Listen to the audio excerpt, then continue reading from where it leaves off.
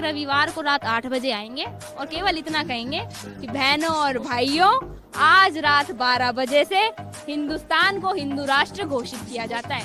आपकी औकात बता रहा हूँ। इस पूरी पिक्चर में हिंदू मुसलमान की वो गंदी षड्यंत्र दिखाई गई है जो वास्तविकता में जमीनी हकीकत पर कहीं है ही नहीं। जिस लव जिहाद के आंकड़े की बात करता है, मैं आपको कहता हूं गूगल कर लीजिएगा। होम मिनिस्ट्री ने 2020 में बताया था कि भारत के अंदर 2020 तक कोई भी सिंगल लव जिहाद का मामला दर्ज नहीं हुआ।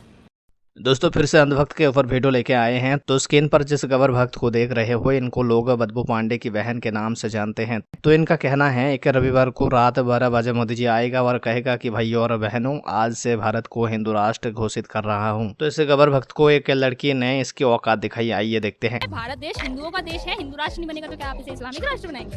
हिंदू राष्ट्र बनेगा। कौन रोक रहा है हिंदू राष्ट्र? जी, कुछ लोग हैं सेक्युलर्स जो रोक रहे हैं। जब उनकी सर पे, जब राम शोभा यात्रा में निकलेंगे और उनके सर पे पत्थर पड़ेंगे, तब उनकी आंखें खुल जाएंगी, आंखों पे से सेक्युलरिज्म का पट्टा हट जाएगा। आंखें खुल जाएंगी, आंखों पे से सेक्युलरिज्म का पट्टा हट जाएगा। अभी बता दे भाई, अभी बता दे। अगर आप बीजेपी में हैं तो आप कानून, आप मीडिया, आप सबसे ऊपर हैं। देखिए, उन्होंने कहा ना कि भैया हम तो भगवान का रूप हैं। इन्होंने राम को बनाना, ये राम को लेकर आए हैं। मतलब अगर ये लोग राम को लेकर आए हैं, इनके वजह से हमें पता चला है कि राम आखिर है ही कौन। हमें तो पता ही नहीं राम है कौन। और इन्होंने राम मंदिर बना दिया तो हमें पता चल गया कि भैया राम भी कोई थे। हमें तो हिंदू राष्ट्र बनेगा। हिंदू राष्ट्र का संकल्प लेंगे मोदी जी, शीघ्र ही लेंगे। हमारा अनुरोध है उनसे 15 अगस्त को वो जब लाल किले पे शपथ ले तो हिंदू राष्ट्र की शपथ लें। नहीं।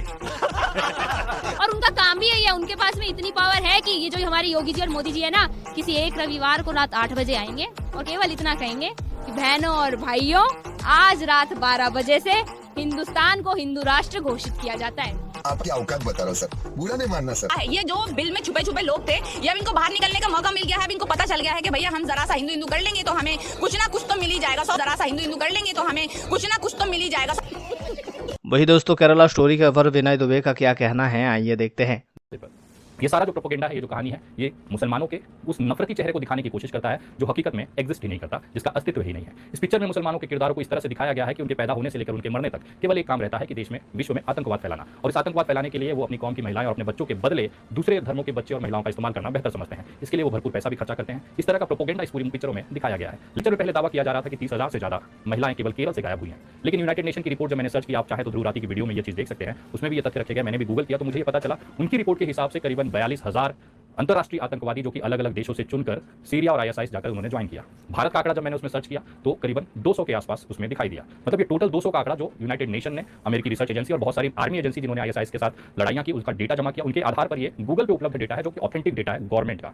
इस वेबसाइट के हिसाब से वहां पर यह दिखाया गया है कि 40 से 42,000 के आसपास आतंकवादी बनाए गए जो कि दूसरे देशों से थे, और ये 80 देशों का मिलकर आंकड़ा है। लेकिन भारत के नाम पर केवल 200 अधिकतम केसेज है, जिसमें से उन लोगों को भी इसमें जोड़ा गया है जिन्होंने सोशल मीडिया के माध्यम से आईएसआईएस का प्रचार किया या उसका समर्थन किया। ये 200 लोगों में से केवल 6 लोग केरला के पाए गए हैं। इस केरला में भी 3 पुरुष हैं और 3 महिलाएं हैं। जो 3 महिलाएं हैं उसमें से भी 2 क्रिश्चियन हैं और एक हिंदू लड़की है जिसने अपनी मर्जी से उसे शादी करके या एक तरह से कहें उसका ब्रेन वॉश कर उसे कन्वर्ट कराया गया और बाद में सीरिया आईएसआईएस तक पहुंचाया गया। ये पिक्चर के अंत में एक सेशन है, जब पूरी फिल्म खत्म हो जाती है तो उसके अंत में एक्चुअल जो पीड़ित 3 लोग हैं, जिसमें 2 कैथोलिक हैं, क्रिश्चियन लड़कियां और एक हिंदू लड़की है, जिसमें से एक जो क्रिश्चियन लड़की है जिसकी मौत हो जाती है सुसाइड करने की वजह से, ऐसा पिक्चर में दिखाया गया है। उस लड़की के असली माँ का किरदार जो है, असली माँ जो है, उसका इंटरव्यू दिखाया गया है। उस इंटरव्यू में एक टाइटल हिंदी और इंग्लिश दोनों में चलाया गया था, सब टाइटल्स उसमें लिखे हुए थे। वो तमिल या तेलुगु में बात कर रही थी, वो उसके बाद जो टाइटल चलाए जा रहे थे उसमें ये क्लियरली लिखा हुआ था कि इस पीड़ित बच्ची को ना केंद्र सरकार से ना किसी सरकार से कोई मदद मिली, वो आज भी इंसाफ के लिए लड़ रही है। दूसरी बात, जाके पूरी पिक्चर बनाई गई, जो आदा शर्मा करके एक्ट्रेस है जिसका मुख्य किरदार निभा रही है, उसकी माता ने भी इस पिक्चर के लिए अपना इंटरव्यू देने से मना कर दिया। तो ये चीजें पिक्चर के अंदर आप जब लास्ट सीन देखेंगे तो उसमें बाकायदा उनके फोटोग्राफ्स के साथ दिखाया हुआ है। कहीं ना कहीं ये प्रोपेगेंडा केवल 2 से 3 औरतों का था, लेकिन इसे 30,000 के आसपास बना दिया गया है। अब मान लेते हैं ये पिक्चर जो है 30,000 हिंदू लड़कियों को कन्वर्ट होकर आतंकवादी संगठन आईएसआईएस से जुड़ा होने का सही भी मान लेते हैं, जैसा इस पिक्चर में दिखाया जा रहा है, जैसा कि भारतीय जनता पार्टी के कार्यकर्ता इसे मान रहे हैं। अब बात आती है कि पिछले 10 सालों में अगर ये 30,000 बच्चियां केवल केरला से निकलकर इतने बड़े आईएसआईएस आतंकवादी संगठन, जो कि विश्व का सबसे कुख्यात आतंकवादी संगठन है, जो कि अपने ही मुस्लिम समुदाय के अलकायदा और बाकी जो आतंकी संगठन है उसका भी सफाया करता है, तालिबान को भी मारता है, जो अपने मुसलमान भाइयों का सगा नहीं हुआ, वो आतंकवादी संगठन हमारे 30,000 हिंदू बहनों का आर्थिक, सामाजिक और यौन शोषण अपने सैनिकों के लिए वहां पर व्यवस्था कराया है। इसमें किसका फेलियर है? पिछले 10 सालों में केंद्र में किसकी सरकार है?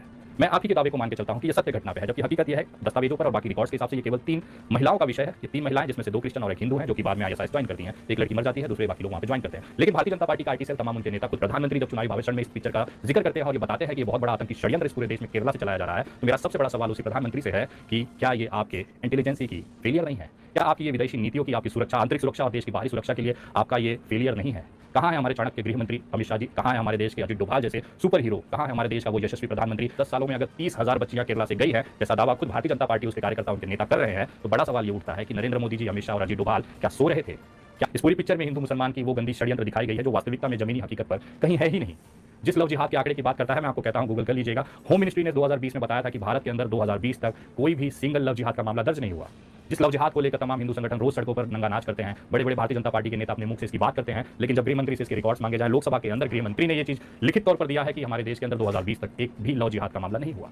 दोस्तों, हिंदूवादी नेता प्रवीण तोगड़िया ने कहा कि हम भारत में मुसलमान की संख्या बढ़ने नहीं देंगे। कानून बनने के बाद अगर 2 से ज्यादा बच्चा पैदा करे तो मुसलमान को सरकारी रेशन नहीं, सरकारी स्कूल हॉस्पिटल में सेवा नहीं, बैंकों से लोन नहीं, सरकारी नौकरी नहीं और फिर भी ज्यादा बच्चा पैदा करते हैं तो 10 साल के लिए जेल में डाल देंगे। वही उन्होंने हिंदुओं के लिए कहा, सरकार से कहकर हिंदुओं का कंट्रोल करेंगे, संवैधानिक संशोधन करेंगे, देश में prime minister, chief minister, collector, MP, जज हिंदू के अलावा किसी को बनने नहीं देंगे। प्रवीण तोगड़िया ने कहा, मैं सिर्फ हिंदुओं के विकास के लिए लड़ रहा हूं, मेरा किसी दल से कोई संबंध नहीं है। हम केवल मंदिर के निर्माण के लिए नहीं लड़े थे, हम हिंदुओं को संपूर्ण विकास के लिए लड़े थे। इस दौरान उन्होंने कहा कि कोई भी हिंदू संगठन पर बैन की बात करेगा तो उसका विरोध करेंगे और प्रत्येक गाँव में हनुमान चालीसा केंद्र खोला जाएगा। प्रवीण तोगड़िया के इस बयान पर जनता का विरोध सामना करना पड़ रहा है। एक शख्स ने लिखा, हिटलर ने जो यहूदियों के साथ किया, सेठ यहाँ मुसलमानों के साथ करवा रहा है। हिटलर ने नफरत को अपने हथियार बनाया, लेकिन आज जर्मनी में उसका नाम नहीं लेते। वही राजरतन नाम के एक यूजर ने लिखा, मानसिक रूप से बीमार है ये लोग, इनको हिंदू मुस्लिम के अलावा कुछ आता ही नहीं। वही सरब वहरा नाम के एक यूजर ने लिखा, ये चांद भी अजीब है, लोकसभा चुनाव के 10-12 महीने पहले ही उगता है। एक और यूजर ने प्रवीण तोगड़िया को जवाब देते हुए लिखा, हाँ बस दमादम मुस्लिम को बनाएंगे। तो दोस्तों, इस मामले पर आपका क्या राय है, कमेंट करके जरूर बताना और हमारे चैनल को सब्सक्राइब करके सपोर्ट करना।